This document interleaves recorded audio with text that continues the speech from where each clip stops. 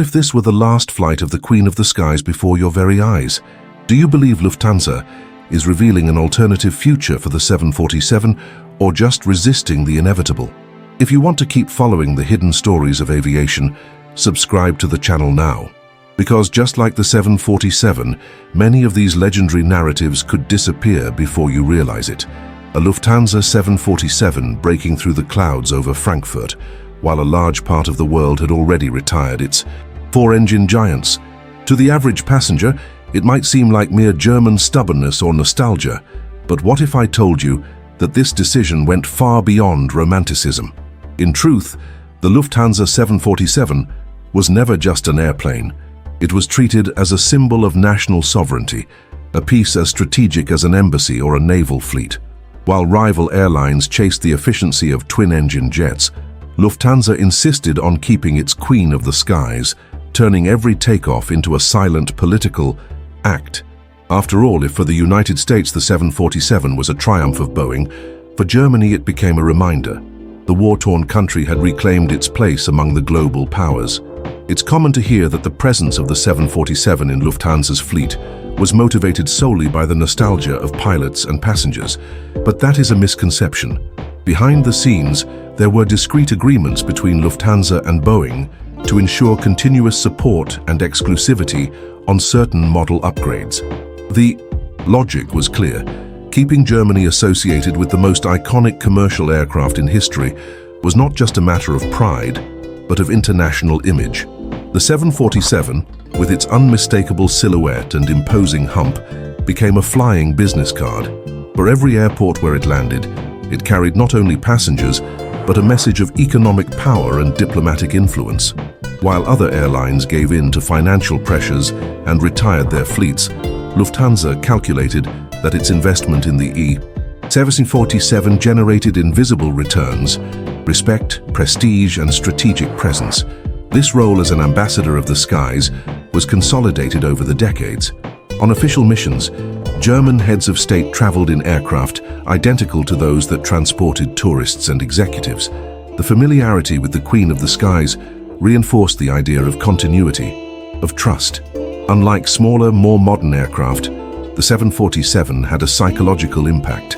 It dominated the tarmac, imposed itself before the terminal windows, and made passengers believe they were embarking on something bigger than a simple trip. And that's exactly what it was.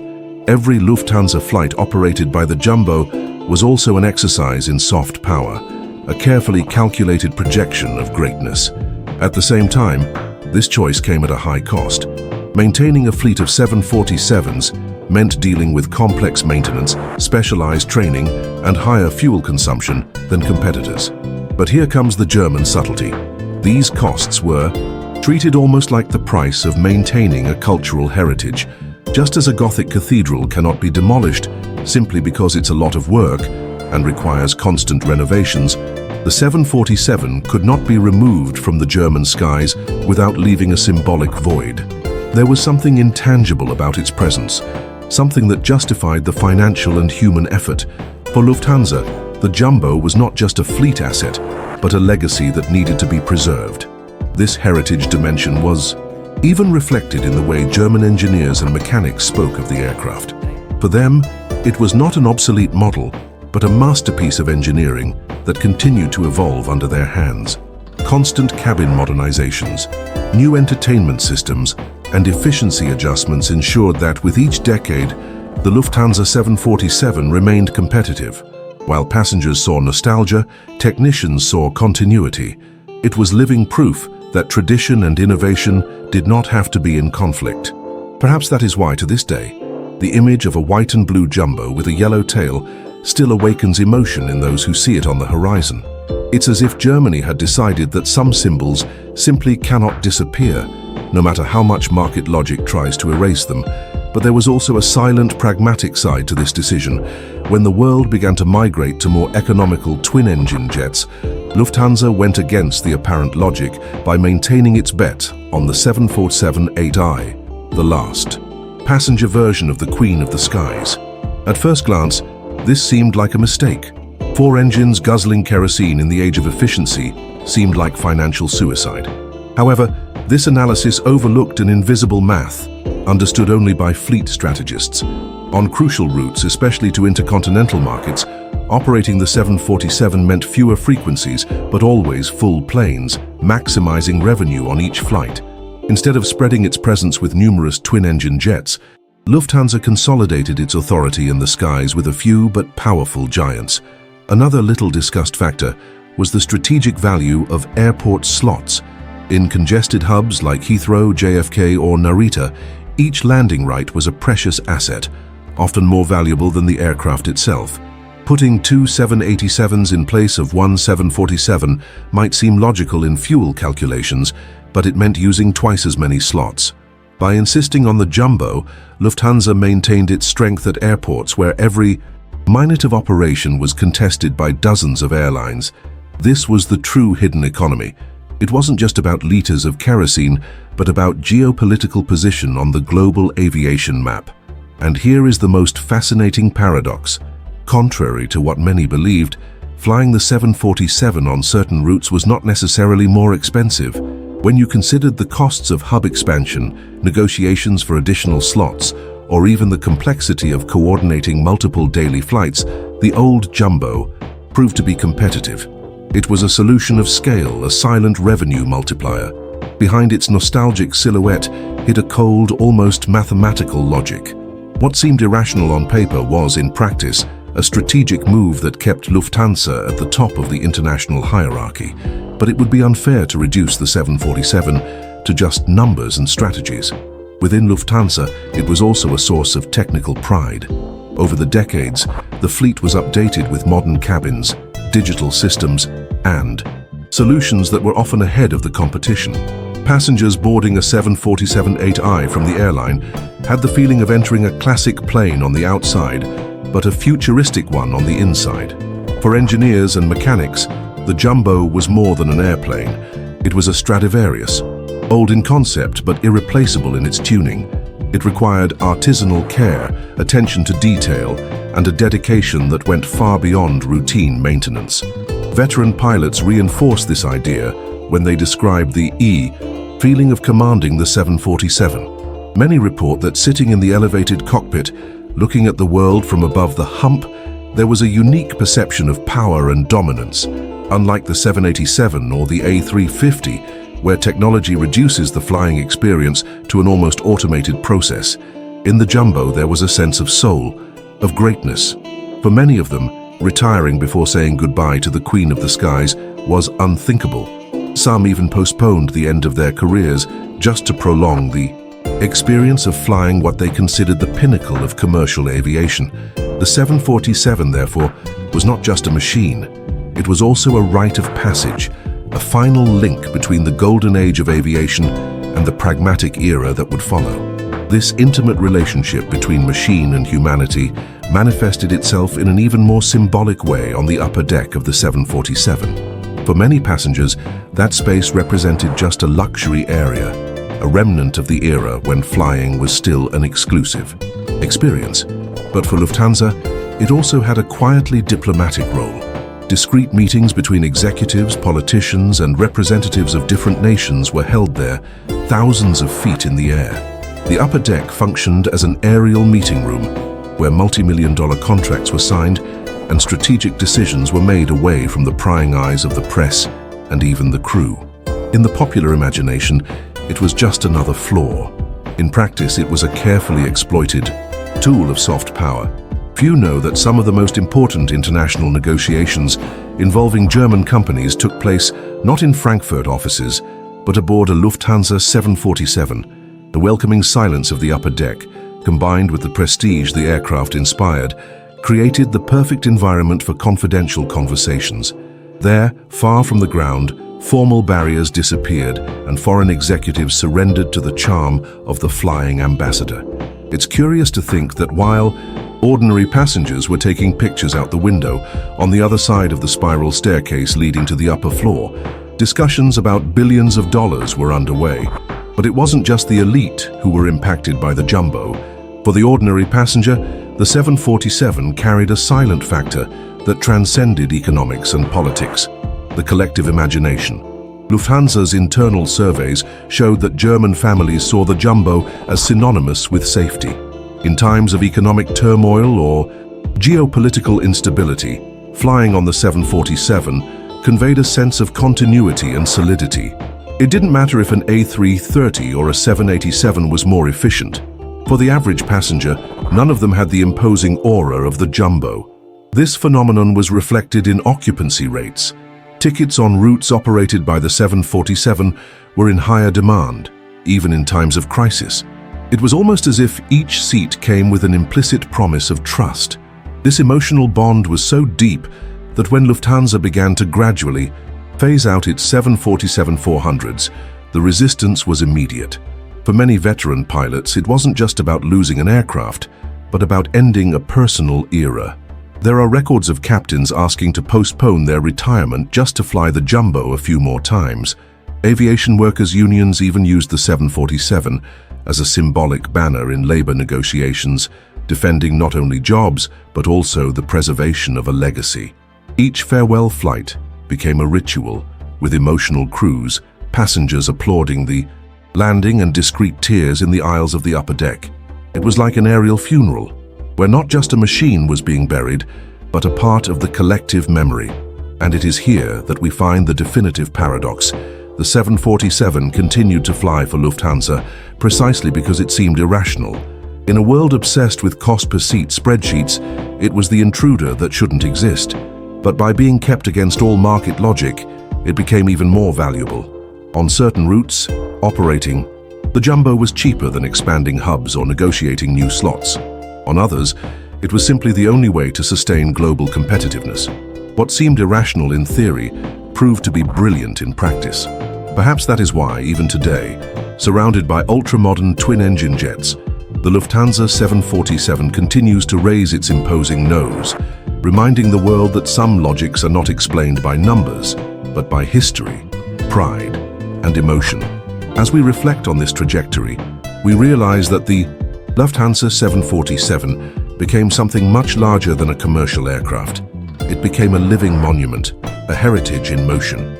Each takeoff was not just a transport operation, but a cultural, almost liturgical gesture that reaffirmed the identity of a country and an airline. The persistence in keeping the jumbo in the skies, even in the face of economic and technological pressure, symbolized a refusal to accept that everything in aviation can be reduced to graphs and quarterly balance sheets. For habitués, many Germans, seeing a 747 with its blue and yellow tail cutting through the skies, still means even today seeing a piece of their own national history in motion. It is curious how Lufthansa managed to balance this symbolic dimension with a pragmatic vision of the future. While most airlines hastily retired their queens of the skies, the German company made the 747 a link between generations. For older passengers, it was a chance to relive an era when flying was still magical. For the younger, ones who never experienced the glamour of the golden age, it was a unique opportunity to witness up close an icon that would otherwise only exist in history books. In this way, the jumbo was not just a relic, but a cultural bridge between past and future, capable of awakening respect even in the eyes of those who never lived through that era. At the same time, we cannot forget that this insistence came at a price. The maintenance of a jumbo fleet meant high costs, environmental pressures, and criticism from experts who saw the choice as a contradiction in the face of the global trend. But in a way, this criticism only reinforces the uniqueness of the case. The Lufthansa 747 was not just another aircraft in operation, it was the materialization of a philosophy that said that not everything in aviation should be subjected to the logic of immediate efficiency. There was room for symbols, for memory, for collective pride. And this stance, although apparently anachronistic, ended up giving Lufthansa a distinct identity on the world stage. Today, when we see airlines competing over who can offer more seats per square centimeter or who can reduce fuel consumption by a few more points, the contrast with the 747 is almost poetic. The roar of its four engines was not just power, it was also mechanical poetry, reminding us that flying was always more than numbers on a spreadsheet. It was a dream. It was a human achievement. It was an expression of greatness. perhaps that is why the farewell of each jumbo is so painful. We are not just losing a means of transport, we are saying goodbye to a way of thinking about aviation that also prioritized emotion. And so we reach the inevitable conclusion. The Lufthansa 747 survived not only because it made economic sense on certain routes, but because it carried a soul that no other aircraft has managed to replicate. It was, and still is, the Gothic cathedral of the skies, expensive to maintain, difficult to justify in numbers but impossible to demolish. A testament that aviation in its essence is not just about efficiency, but also about memory, pride, and symbolism. Perhaps one day, all 747s will disappear from commercial routes, but their presence will remain engraved in the memory of those who saw them cross the skies. And I leave the question for you. Have you ever flown on a Lufthansa 747? What was your experience like aboard the Queen of the Skies? The legacy of the 747 at Lufthansa goes beyond a specific airplane.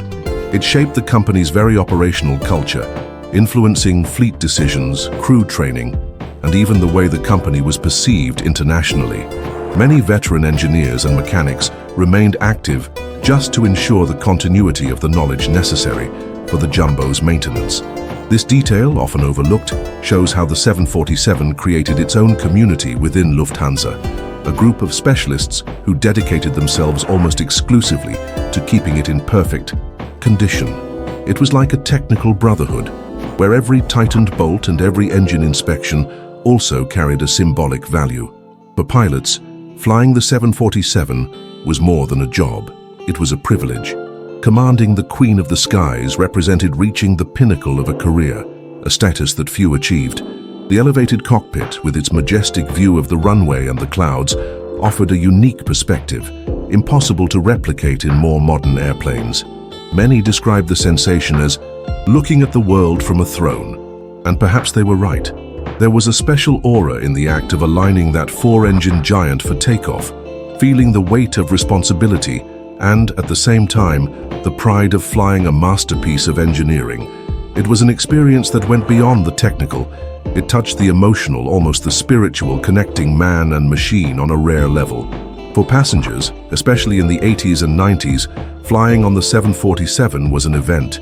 It was not just about reaching a destination, but about living the experience of the journey. The upper deck, the wide aisles, the grandeur of boarding, everything contributed to the feeling of participating in something grand.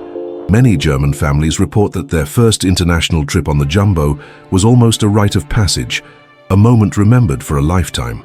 Boarding the 747 didn't start when you entered the plane, but at the gate, upon seeing it parked, dominating the tarmac with its majestic presence. Even in recent times, when passengers were already accustomed to flying in quieter, more modern twin-engine jets, the 747 continued to evoke emotions. Many travelers chose specific routes just to have the chance to fly the Jumbo again before its retirement. Specialized websites and aviation enthusiast forums record emotional testimonies from people who crossed continents not just to reach a destination, but to relive the experience of being aboard the legendary aircraft. This relationship shows that, unlike other models, the 747 was not just a means of transport. It was, and continues to be, a destination in itself. It is precisely because of this mix of strategic rationality and collective emotion that the 747 became irreplaceable in the memory of aviation. It survived because it combined efficiency in specific situations with a symbolic weight that no spreadsheet could measure. Lufthansa understood this better than any other company. Sometimes, the true value of an aircraft is not in the fuel per seat calculations, but in what it represents to a people, to a generation, and to the history of aviation as a whole. The 747, in this sense, remains one of the rare examples of when engineering, economics, and emotion meet in perfect harmony in the skies. The end of the 747 era at Lufthansa was not just the closing of a fleet cycle, but an emotional milestone for everyone who lived under its wings. Each farewell was surrounded by impromptu ceremonies, applause on the final landing, and discreet tears from passengers and crew. It was as if everyone knew they were participating in something bigger, not just the last flight of an airplane, but the goodbye to an entire chapter of world aviation. That deep roar of the four engines, which once represented progress and achievement, now sounded like a distant memory, echoing in nostalgic hearts. But if the jumbos were gradually set aside in the name of efficiency, their legacy lives on. Every A350 or 787 that crosses the skies carries in its design solutions learned from the Queen of the Skies. More than that, the 747 left an indelible mark on the collective imagination. The idea that flying could be a spectacle, an event charged with emotion and meaning. Just as cathedrals remain standing even in modern cities, the legacy of the jumbo remains imposing, reminding us that aviation is not just transportation, but also culture, identity, and the human dream.